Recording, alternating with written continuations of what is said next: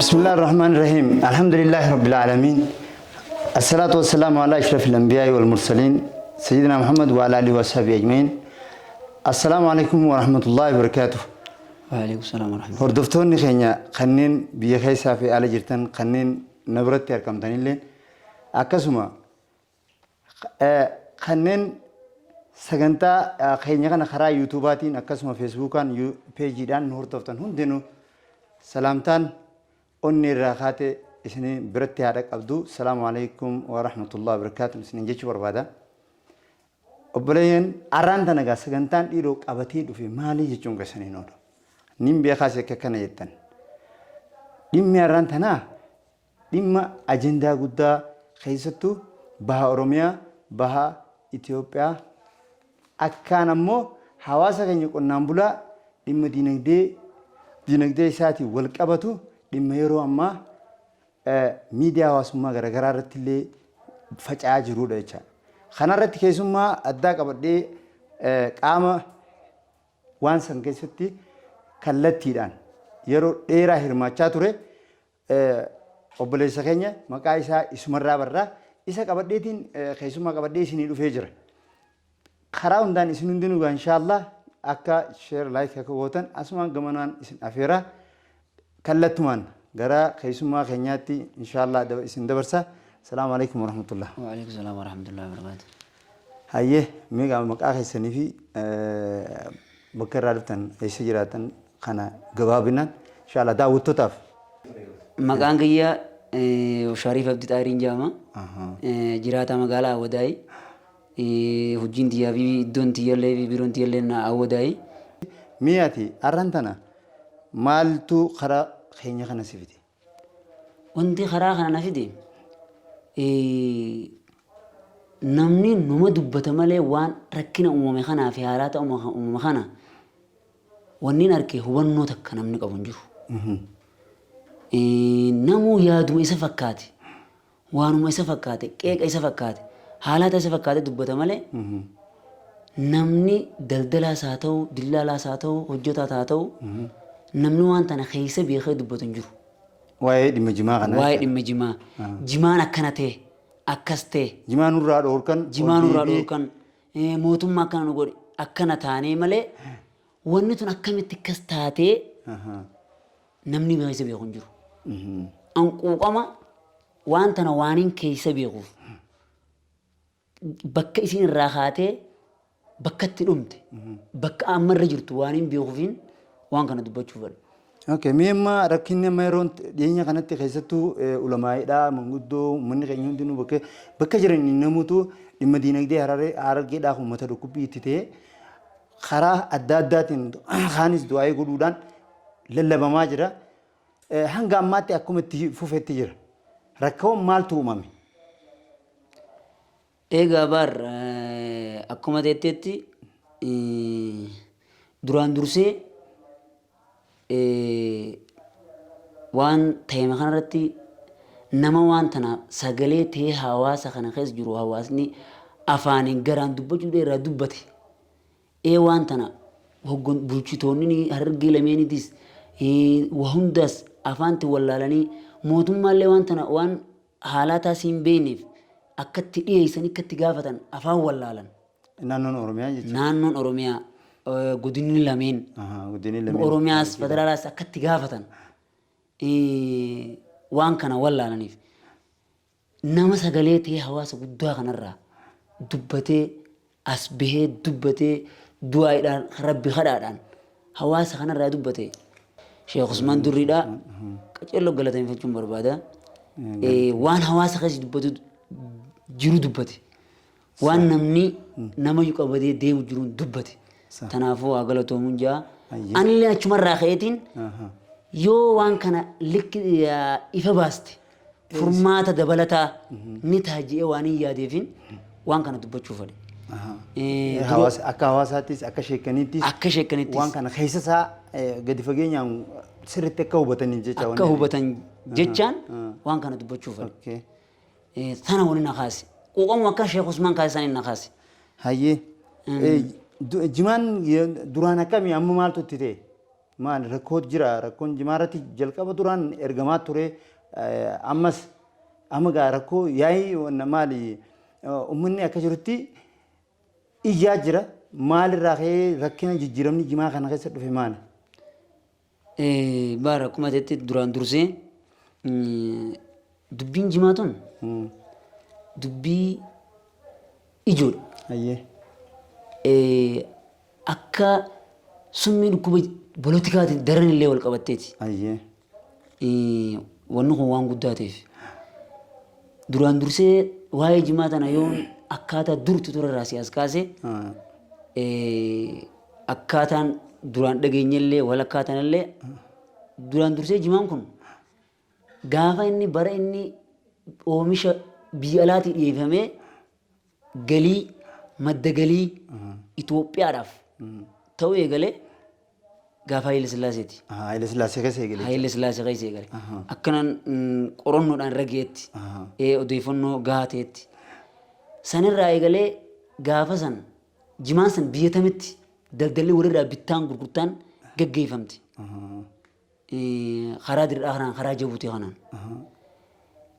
Gaafas keessatti konkolaataa fi onni ton osoo hin ta'in namni daldaltoonni jimaan naannoon kun bahar argee kanatti waan argamuuf fuudhanii araboota jabuutu jiruuf geessaa turan irraa gurguranii maallaqa fidaa turan. Achirraan ka'ee mootummaan wanni kun madda galii guddaa ta'uu argee seeratti baase. Achirratti duraan dursee waldaa dhiyeessa jimaa jee waldaa baasee waldaa saniin mootummaa Jibuutii wajjin walii galtee godhan. Gaafas jechuudha. Achirraa eegalee jechuudha. Achirraa eegalee hangaarratti amma hangaarratti seerrichi irratti dibee ka'ee jechuudha. Gaafa san keessatti wanti itti walii galame akka dooraalaan gurguramee dooraala biyya tanaaf fidu. Akkasirra walii galame. Akkuma ammatti deemaa jiru jechuudha. Gaafa san keessatti dooraala 3 5 hanganarra walii galame. Dooraala 5tti. Gaafuma sanuu Gaafa sanattu. Gaafa san gaa dooraala 5 jechuun qarshii 2 dooraalli. Qarshii 2. Akka madda guddaa galii tokko beekamu. Qarshii 2 shilingii ture. Maallaqa Itoophiyaatti. Maallaqa Itoophiyaatti. Achirraa eegalee mootummaan dhufus akkasumatti eegas Jibuutiin achiin eega bakka booda karaa Soomaaliyaas jedhamtu karaa Soomaaliyaan jedhamtu kanaas eegale. Haa ta'u akkasitti eegalee as gahee mootummaan dhufaa dabrus haaluma saniin akkaataa itti isatti wanta jeen oofaa ture. As deemee amma mootummaa lameen dabalee keessa kan sadaffaa TPLF dhufe. Inni sanis dura ka'ee madda galii ijoo teessan isuma qabate. Inni achi qabee as qabee wanni kun madda galii guddaa ta'uu agarraan seera akka isaan fayyadu ta'ee itti deeman innis. Akka isaaf malutti seeratti baafate. Akka isaan malutti seera sanumarratti fooyyeessee itti baase. Achi booda maaltu dhufe dooraalli namni naqatu kun jimaa ala geessee gurguru kun dooraala saniin akka biyya alaatiis meeshaa naqatu. Impoortii fi ekspoortii akka hayyama baafatee itti hojjetamu. Maal godhee jimaa san oomisha san kiiloo hanga dhiyeessu sanirra dooraala 5 saniin siiseena. Namicha qabbaa isanii dooraala 5 saniin siinaqa. Dooraala siiseenu sanirraa 90 dooraalumaan fudhattee meeshaa biyya alaatti fidatta. Seerri Itoophiyaas ammas akkasuma jira. 10 maallaqa Itoophiyaa fudhatta. Akkasiin deemamaa ture. Madda galii guddaa harkuu ennaa maal godhe inni xiyyeeffannaa itti kenneeti waan keellaa jedhamu waan kana cinqaa. Waan jimaa dura dhaabbatu. Jimaa dura dhaabbata hunda qulqulleesse. Hararraa. Firii maarketis godhe. Akka namni biteessi gurguru kan biyya keessaa ta'u kan biyya alaa ta'u hararraa kaase. Keellaalee fi maarree jiru kan hunda itti deemaa ture jechuudha. yeroo sanitti jimaan qarshii shanii akkuma fedhetti jechuudha. Ha fedhee waan san ulaagaa guutee taanaan hanga fedhee erguu danda'a. Hanga fedhee erguu danda'a. Wanni sirraa barbaachisu hayyama daldalaa baafattee ekspoortii gootee doora lafiddee meeshaa alaatti feddu. Isaan bakka irra fayyadaman san sa'a san keessatti bakka kan fayyadamanii bakka meeshaa alaa fiddaa. Bakka amma doolaara nuti mootummaan gaafachuu jirru kana isaan maallaqa sanii meeshaa alaa fiddatan. Namni hayyama qabu sa'a san keessatti Isaan qofa. isaan qofaa fi nama isaan fakkaatu nama isaaniif hogganamu. Ijoo bakka jimaan mootummaa harkaa qabajan san achirraa wal qabatti. Akkas ture. Ammaan duraa oomisha kana kan oomishu hawaasa Oromoo kan cabsee dhiyeessu hawaasa Oromoo kan ergu hawaasa Oromoo kan bitu hawaasan biyya biraa jiran sani warra qabbaayisani ammoo maqaan deemuun maqaan oomishamuun deemuun kabiraati. kan biraa. Mootummaa yoo ispoortara dhiyaadhaa jeen amma rakkina mootummaa keenya mudate irraa itun gaafa san keessatti gisee dhiyaadhaa jeen eenyu dhiyaata isaanumaa dhiyaata. Warra gabra abaluu gabra maarree. Ati nama fe'ataa ta'u daldaltoota importoota biyya alaatii meeshaa fidu. Warra jimaan ifiifuu jimaan dalee. Jimaan kun diimaa gurraachaa hin beekan. Isaan. Diimaa gurraachaa hin beekan. Warra maqaan isaaniitu namni asii kutu kun warra jimaa kana hojjetu abalutti isaan hin beeku. Isaan mannummaan kun isaanumaa diimaa fi adittis isaan hin beekan. Jimaas hin beekan isaanis hin beekan. Dilli namni asii jimaa makiinaan akkana gayyaa kun nuti amma fakkeenyaaf warrumaasiitu kan gad ergu jira jechuun jira isaaniitiin deema seenaa beektaa. Hundinuu maqaa jara kanaatiin deemaa jecha. Akkana. Amma isaan kun namni warri saboota biraa kan jimaa kana daldaltu saba Oromoo ta'u abbootii qabeenyaa kan ati beektu oboloo keenya kanaa ta'u anarraa kaasee abbaa fedhaa ta'u paarmii xaqqaamiidha malee ekspoortaraa miti. Hayyama guggugaa hayyama baafadhaa jan awwadaa haramaayaa hararii dirdhaa hayyama baafanneetuma harkaa qabna malee paarmii xaqqaamiidha nuti. Ayyee isin ammoo warruma hooliidhaa jecha kaa isinummaanu warrumaas jaraaf ergamu jirtan. Jaraaf ergamu jira. Ammoo nuti waan san nu mudee jira. Waan san nu mudee jira. Wanni san nu mudee takka nuti meeshaa biyya alaatiin finnu. Jimaa qofa isin. Jimaa qofa. Carraa waa fidaa sanii fi carraa islaamni fayyadamu qofa isaanii fayyadamu jira. Tana turte ammaan dura. Wanni jimaan itti dalagamu ture akkasitti deemaa ture. Mootummaan sana alaa fi mijjeeffatee wallee karaa kaasee itti deemaa ture jechuudha.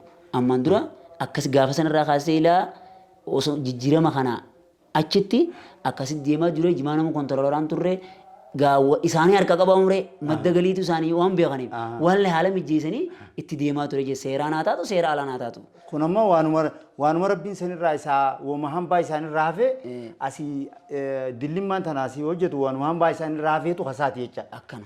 Yeroo san keessatti amma akka dubbisirraa godhee TPLF yeroo sanitti akkaataa hawaasa fayyadu osoo hin taane akkaataa mootummaallee fayyadu osoo hin taane akka mataa isaanii itti fayyadutti haala mijeeffatan. Akka isaan dooraa sanitti argatan. Egaa akka mataa dhuunfaa mataa isaaniitti waan itti fayyadamaa mataa isaaniitiif itti ta'an qofa haala mijeessan. Mootummaan eegee booda jijjiiramaa eegee dhufee gara caamsaatti as dhufnee maanta jimaarratti haareetti sochiin naggadaa kun ammas haareetti bifa babal'achuudhaan namninis ka ammas babayyanatee maal jee gamana eegee dhufne yoo maal gamasirraa ammaa fi gaafas jidduutti garaagarummaan dhufe. Garaagarummaan kun maali? Baar dhugaa. Gaaffiin tun gaaffii nama hunda sammuu keessa jirtu. Wannummaan ka qeeroo haa taatu qarree haa taatu. Dinagdeen miidhamnee dinagdeen abbummaa dhabnee janii gaafachuu turan gaafuma tana. Itti wareegamatunis gaafuma tana. Taatee jijjiirama dhufe kana booda mootummaan xiyyeeffannaa gahaa oomisha jimaa kanaaf tariikaa tan biraatu hedduu tureemi. As hin kennamne irratti hin xiyyeeffamne sanumaan deema turte. Ammoo warra hawaasa haa ta'u, abbootii gadaa haa ta'u, daldaltoota haa ta'u, gaaffii sadii hawaasni Oromoo, beekaan Oromoo namni jimaa uumama jimaa qabu gaafachuu turan. Gaaffii sadii. Gaaffii gaafatamuu qabdu. Gaaffii fakkeenyaaf. Gaaffii sadeen kana keessaa wanni gaafatamuu kana keessaa tarii silaa gaaffiin tun gaafatamuu dura wanni tun qorannoon wanni kun eega rakkinni sii furamu gaaffii tana gaafachuu deemnu dheebuu ekonoomii dheebuu waan keenyarra abbaa ta'uu daldaluu tana waan qabnuuf qorannoo gahaa hubannoo gahaa odeeffannoo gahaa godhamee beekotaan mootummaadhaan marii jabaadhaan hanga ooruu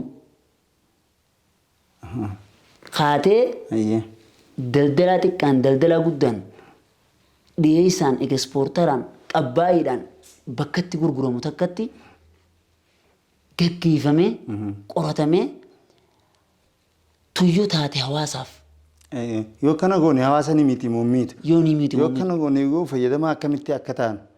Haala kanaan immoo yoo karaa kanaan deemnee mootummaan akkamii waan jisan odeeffannoo wanna qorannoo gahaan gaggeeffamee gaaffii san mootummaan gaaffii hawaasni gaafate deebisuun isaa dirqama. Achirra dhaabbatanii sila gaaffii dhiyeessuu qabanidha. Gaaffii dhiyeessuu qabanidha. Osoo san hin godhamin, osoo san hin qorannoon san hin gaggeeffamin bakka silaa calqabbii duraa san waan keenya irratti abbaa ta'ummaa gaaffii san nu deebi'uu qabdu osoo san hin qoramin gaaffii san mootummaa gaafatamti. Bakkeen maas ijoon jimummaan rakkini jimaa uume. Dura wanni kun dhufee rakkinni guddaan uumamee bakka san irraayi. Gaaffiin san maal fa'aadha? Gaaffiin duraa kan isaan gaafatan. Gaaffii sadeen san gaaffii silaa gaafatamu gaaffii sadeen san maal turte seeta? Akkuma reefu sun jeesanitti tokko abbootiin gadaa beektoonni hawaasa bakka bu'anii. Haala saniin silaa qoratanii gaaffii san dhiyeessuu qaban ture.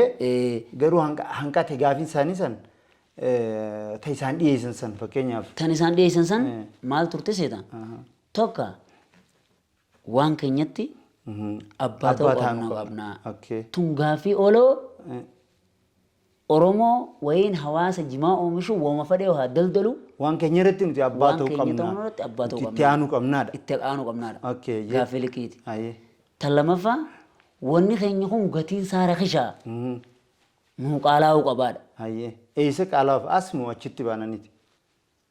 Achitti. Asii waan kan akkatti qaalaa'u waan namichi sirraa bitu san waan mootummaan keenya dhiyeessuuni sirraa bita. Akka seerri jirutti. Akka seerri jirutti. Sirraa bita. Sirraa bituu qabaadha. Amma Awurooppaa deemu, Soomaaliyaa deemu, bakka fedhaa deemu. Namichi biyya sanii waan seerri mootummaan san baaseeni. Sirraa bituu qaba. Sirraa bitee dooraala san siina. Garuu jimaan kanaan faallaadha. Garuu jimaan kanaan faallaadha. Egaa kanaan faallaadha. Gatii jimaa namni sii murteessu namaas taa'u moo namachi taa'u? Namni sii murteessu namachi gabayaachiin murteessa malee namaas taa'u miti. Achi taa'utu jimaa qarshii hanganaan sii kannaate hanganatti deebisuu ni dandeessaa isaa si gaafata. Isaa si gaafata. Ati maal jettaan mootummaan keenya seera kanaan baasee kanaanis si dhiyeessuu danda'a. Seera mootummaa san cabsitee dhiyeessuu dandeessaa ree? Ulaagaa san guuttatee biyya fadhee baasuu dandeessaa? Sanii fi seerri mootummaan qabu murteessaadha. Silaa akkas ture garuu akkasuun hin danda'amne jimaan akkasanii akkaatummaan uumamaa fi adeemsi jalqabarraa bu'uurarraa waan rakkoo qabuuf akkaataan jimaan itti deemaa ture garuu akka abbaan achi taa'ee si murteessa. Amma walumaan akkaanan hangaan odeeffannoo qabuu fi fiifillee keessa hangaan beekutti namni kaachi taa'uttu odeeffannoo jimaa hangana dhiyeessii isaas si gaafata. Isaas si hin jaa. Isaas si hin jaa. Siitu ittiin barbaadamas jimaa kanaa'u. Amma waloo akka seera amma akka seeratti haayanu. Akka seera amma akka rakkinitti uumametti. Jimaan keenya nu qaalaa qabaa jedhanii gaafatan gaafa lammaffaa. Mootummaan gaaffii hawaasni gaafate namoonni kun hawaasa bakka bu'ee waan gaafate ta'eef deebuu qaba. Gaaffii san deebisi. Tan lammaffaadha. Mooraalli 5 irraa ida'amuu qaba. Idee 10 godhe. Sadaffaan. lammaffaan tan sadaffaadha jimaa kana mootummaa harka keessaa qaba mootummaan harka keessaa fudhachuu qaba Okay. harka keessaa mootummaan harka keessaan qabu yoo harka keessaa qabu amma reegalee harka irraa fudhate nama mootummaan hojjeta jimaa ta'uu barbaadu nama jimaa daldalu seeraa dhiyeessuu qabdanii isin baasaa fida Ayyee. jedhee mootummaan gaaffii sadeen gaafate bakka namni irra guddaa mootummaa harka keessaa bahu hundee ta'utti deebise. Amma wanni rakkina ta'e. Akkamitti deebise mee fakkeenyaaf? Akkatti deebise. Jimaan qaala'uu qabaa jaan. Qaala'uu qaba jaan. Qaaleessee. Asi qaalee ni jiraatee duuba. Qaala'uu inni kaa. Qaala'uma sanii rakkina fidee umree. Siifin deemu jira. Qaaleessee. Gaaffii itti abbummaatiis deebiseef. Namuu lammii Itoophiyaa ta'e hayyama daldalaa baafatee deemuu danda'aadha. Deebisee. Gaaffii qaaleessee. Mootummaa harka keessaa fudhate gaaffii sadeen deebiteemi bakka rakkina kana dilli uume hanga silaa uummanni sirni amma duraatis fi haala mijeeffatee haala mijeessan jimaan deemuu ture gaaffii takkitti nuu qaalaa'uu qabaasanii. Haa nuu qaalaa'uu qabaa. Amma gaaffii akka gaadhan akkam ta'e qorannoon silaa gaggeeffamtu qabdi jimaan asii fi achii wal dhabe. Ayyee. Bakka itti irra wal dhabe mootummaan doolaara 10 godhe. Gaaffii deebisan. Amma inni doolaara 10 yeroo godhu galii mataa isaati qaaleeffate malee haa galii uummataatiin miti ka qaaleesse. Akka silaa seerri Itoophiyaa jirutti oomishamee Itoophiyaa kana qaaleesse. Oomisha Itoophiyaa gisee qaaleessu. Inni murtee inni silaa gatii inni murteessuun achitti gurguramuu qaba ture. Garuu achitti kan murteessu warra achiiti. Warri achiisuun immoo waan ifiin fadhan. Waan ifiin qarshii takka duraan qarshii masluufa isaanii irraa muran madaba isaanii irraa muran noolii fi waan isaaniitis irraa muran qaraxa biyya isaanii keessaatis ni muratan. Akkana. Achi booda waan irraa hafeetutu kaasiiti. Kan asiiti jechuudha. Akkana. Amma jarri kun isaaniitu gatii murteessu jira malee mootummaan kun asii gatii kasii gurguraa jee dirqama jararra kaa'uu danda'u qabu. Danda'uun qabu. Kana kun hin jiru. Hin jiru. Osuma kanaas akkas ta'uu osoo beekuuti maal qaaleessuun gaa oomishni qaala'uu qabaate qarshii $10 gisee godhu galii isaatiitu akka galiin isaa guddattu godhee jaama malee gaa ummataaf qaaleesse akkamii jennaan. Akka uummataan xinqaaleessee rakkina dubbiin san fiddi jimaan kun gosa sadiitti ala ergama. Sadeen. Bakka lamatti addaan ba'a goggogaa fi jiidhaa. Karaan kun biyya lama deema. Biyya sadi deema. Tan Jibuutii tun seera ifii of danda'e qabdi. Garuu gatiin tanaa ta Jibuutiitii fi tanaatis farminni waluma qixamu adda. Tokkuma. Seera qabeessa Jibuutii sanarra dhaabbataniitu ifii seera hin qabne tana irra murteessan. Akkana garaagarummaa Jibuutiin seera qabdi tun amma seera hin qabdu. Ifii seera hin qabdu. Akkana isiitu si murteessa malee ati kaastaa murteessuu hin dandeessu. Ammas to'annaan gahaan akka karaa Jibuutiin to'atame karaa kanaan to'atamutti hin jiru. Isaan ififuu bar aanaalee hanga tokko keessa jimaa nu oomishanii. Ififuu ni qaban. Amma maaltu ta'e bakka rakkinni dhufee tila kana uume maal ture jimaan gosa lama sadi deema. Marduufaa fi cabsii urata. Tana moo tanaan? Akkan. Tana deema. Kiiloon isaa kanaa marduufaa cabsii urataa innummaan kun hundinuu qaraxa irratti amma fakkeenyaaf ati waan keessa beekturraa adda ta'uu danda'a sitti. Sannaaf ibsita. Inshaallah waan hafes paartii lammaffaa keessatti jecha.